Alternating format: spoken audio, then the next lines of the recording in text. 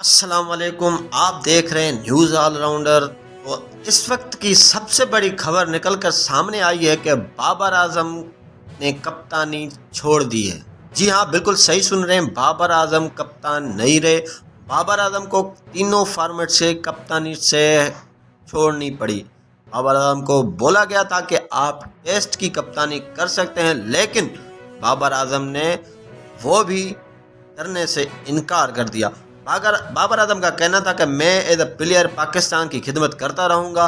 تو اس وقت ایک سب سے بڑی خبر یہ نکل کے آئی ہے کہ بابر اعظم کپتان نہیں رہے۔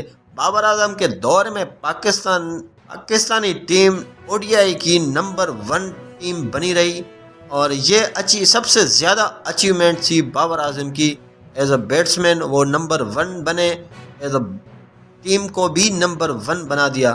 اس وقت کی سب سے بڑی خبر نکل کر سامنے آئی ہے کہ بابر اعظم اب کپتان نہیں رہے، تینوں فارمیٹس کے کپتان نہیں رہے۔